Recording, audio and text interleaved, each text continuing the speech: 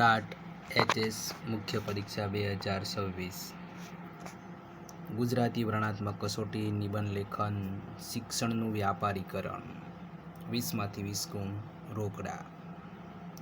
મુદ્દાસર આપણે પ્રસ્તાવના અસરકારક ઉપસાર આપીએ તો 20માંથી 20 માર્ક તો મળવાના જ છે.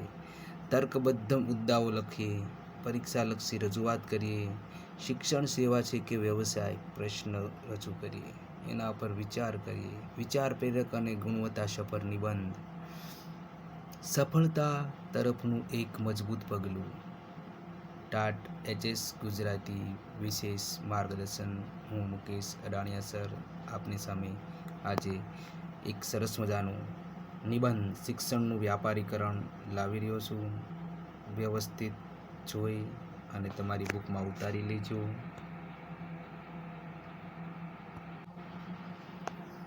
શિક્ષણનું વ્યાપારીકરણ. શિક્ષણ સેવા છે કે વ્યવસાય? સૌથી મોટો પ્રશ્ન આપણી સામે એ જ આવવાનો છે કે શિક્ષણ એ સેવા છે કે વ્યવસાય?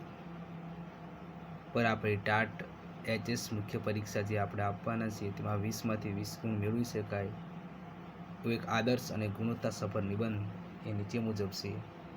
આ નિબંધને તમે તમારી રીતે તૈયાર કરવા માટે એનો ઉપયોગમાં પણ તૈયારી કરવા માટે તમે ઉપયોગમાં પણ લઈ શકો છો. નિબંધ શિક્ષણનું વ્યાપારીકરણ. શિક્ષણ સેવા છે કે વ્યવસાય? પ્રસ્તાવના. સા વિદ્યાયા વિમુક્તે, અર્થાત વિદ્યા એ છે જે મુક્તિ અપાવે. ભારતીય સંસ્કૃતિમાં શિક્ષણને હંમેશા એક પવિત્ર સેવા અને જ્ઞાનદાનને સર્વશ્રેષ્ઠ દાન માનવામાં આવ્યું છે. કયું દાન? તો કે દાન આપીએ તો જ્ઞાનનું દાન આપો. અને આ શિક્ષકો, આપણે જ શિક્ષકો છીએ બધા, અને આપણું કામ જ તે વિદ્યાર્થીઓને જ્ઞાનનું દાન આપવાનું છે. પ્રાચીન સમયમાં ગુરુકુળ પરંપરા હતી જ્યાં શિક્ષણનો હેતુ માત્ર અર્થોપાર્જન, પૈસા કમાવાનો ન હતો, પરંતુ માનવીનું ચારિત્ર્ય નિર્માણ કરવાનો હતો. પરંતુ આજના આધુનિક અને વૈશ્વિકરણ યુગમાં શિક્ષણનું સ્વરૂપ ધરમૂળથી બદલાઈ ગયું છે. મૂળિયાથી, નીચેથી જ નવું થઈ ગયું છે. આજે શિક્ષણ એ પવિત્ર સેવા મટીને એક મસ્ત મોટો વ્યવસાય, ઉદ્યોગ બની ચૂક્યો છે, જેને આપણે શિક્ષણનું વ્યાપારીકરણ તરીકે ઓળખીએ છીએ. શિક્ષણ વ્યવસાય બનવાના પાછળના કારણો. આજે શિક્ષણ ક્ષેત્રે વ્યાપારીકરણ વધવા પાછળ અનેક પરિબળો જવાબદાર છે. ખાનગીકરણનો અતિરેક, સરકારી શાળાઓ અને સંસ્થાઓની નબળી પડતી સ્થિતિ વચ્ચે ખાનગી શાળાઓ અને કોલેજોનો રાફડો ફાટી નીકળ્યો છે, અને આ સંસ્થાઓ સેવાના નામે નફો કમાવાનું મુખ્ય કેન્દ્ર બની ગઈ છે. સ્પર્ધાત્મક યુગ અને વાલીઓની માનસિકતા. વાલીમાં માનસિકતા કેવી છે કે હું નોકરી કરું છું તો મારો છોકરો સરકારીમાં ન ભણવો જોઈએ. પોતે સરકારી નોકરી કરે અને પાછો પોતાના દીકરાને પ્રાઇવેટમાં ભણાવે. તો દરેક વાલી પોતાના બાળકને બ્રાન્ડેડ અને મોંઘી શાળાઓમાં ભણાવવા માંગે છે. આ માનસિકતાનો લાભ શિક્ષણ માફિયાઓ ઉઠાવી રહ્યા છે. કોચિંગ ક્લાસની સમાંતર વ્યવસ્થા. શાળા કોલેજો ઉપરાંત હવે ટ્યુશન અને કોચિંગ ક્લાસ એક મોટો ઉદ્યોગ બની ગયા છે, જ્યાં લાખો રૂપિયાની ફી વસૂલવામાં આવે છે. વ્યાપારીકરણની ગંભીર અસરો. હવે આને કારણે કઈ અસરો ઊભી થઈ છે એ પણ આપણે જોઈ લઈએ. શિક્ષણ જ્યારે વેચાતી વસ્તુ બની જાય છે ત્યારે સમાજ પણ તેની અત્યંત નકારાત્મક અસરો પડે છે. ત્યારે એની સમાજ ઉપર કેવી અસરો? હકારાત્મક નથી પડતી, નકારાત્મક પડે છે. ડોનેશન, મોંઘી ફી, પુસ્તકો, યુનિફોર્મ અને ટ્રાન્સપોર્ટના નામે વાલીઓ પાસેથી બેફામ આર્થિક શોષણ થાય છે. ટ્રાન્સપોર્ટ એટલે કે બસનું ભાડું. ઘણી વખત તો ઘણી બસો સ્કૂલોમાં તો એવું હોય છે કે બસનું ભાડું તે શિક્ષણ ફી કરતાં વધી જતું હોય છે.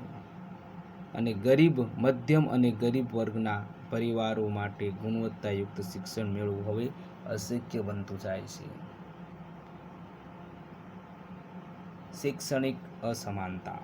પૈસા પાત્ર લોકો સારું શિક્ષણ ખરીદી શકે છે, જ્યારે ગરીબ અને વંચિત વર્ગવાળા પાછળ રહી જાય છે. આનાથી સમાજના બે વર્ગો ઊભા થાય છે, એટલે કે પૈસાદાર અને ગરીબ.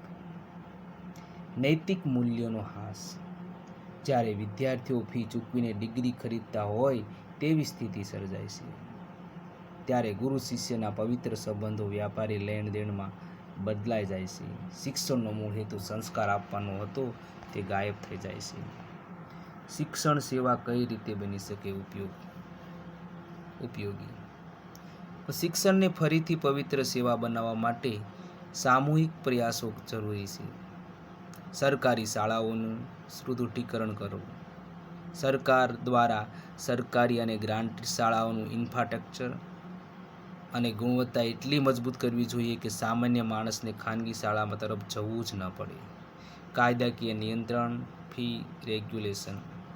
ખાનગી શિક્ષણ સંસ્થાઓ ફી પર કડક સરકારી નિયંત્રણ હોવું જોઈએ. નફાખોરી કરનારી સંસ્થાઓ સામે સખત પગલાં લેવા જોઈએ. મૂલ્યનિષ્ઠ શિક્ષણ પર ભાર આપવો જોઈએ. શિક્ષણ માત્ર પરીક્ષાલક્ષી કે નોકરીલક્ષી હોવાના બદલે જીવનલક્ષી અને રાષ્ટ્ર નિર્માણ માટે હોવું જોઈએ. આપણે ઉપસાર જોઈ લઈએ.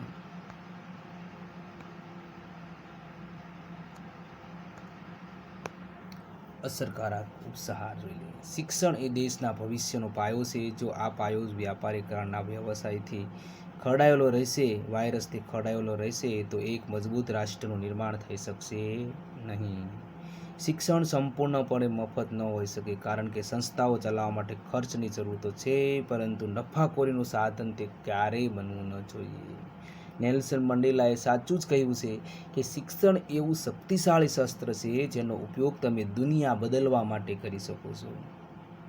તેથી શિક્ષણને વ્યવસાય ન રાખતા ફરી એકવાર પવિત્ર સેવા બનાવવી એ જ આજના સમયની સૌથી મોટી જરૂરિયાત છે. જો સરકાર, વાલીઓ અને સમાજ સાથે મળીને જાગૃત થશે તો જ આપણે શિક્ષણનું અસલી ગૌરવ પુનઃ પ્રાપ્ત કરી શકીશું. અહીંયા આપણે ફરી એકવાર જોઈ લઈએ. નિબંધ શિક્ષણનું વ્યાપારીકરણ. પ્રસ્તાવનામાં એક પંક્તિ મૂકવાની. સા વિદ્યાયામી મુક્તે, અર્થાત વિદ્યા એ છે જે મુક્તિ અપાવે. શિક્ષણ વ્યવસાય બનવા પાછળના કારણો.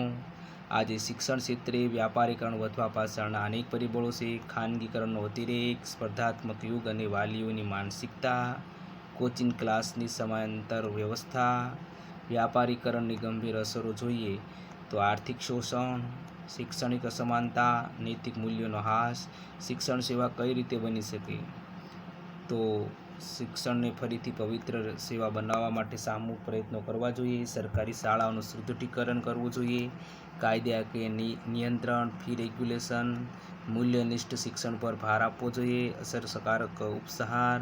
શિક્ષણ એ એવું શક્તિશાળી શસ્ત્ર છે જેનો ઉપયોગ તમે દુનિયાને બદલવા માટે કરી શકો છો. આ રીતે સરસ મજાનો તમારી સામે નિબંધ મૂક્યો છે. જો તમને ગમે તો લાઈક કરજો, કોમેન્ટ કરજો.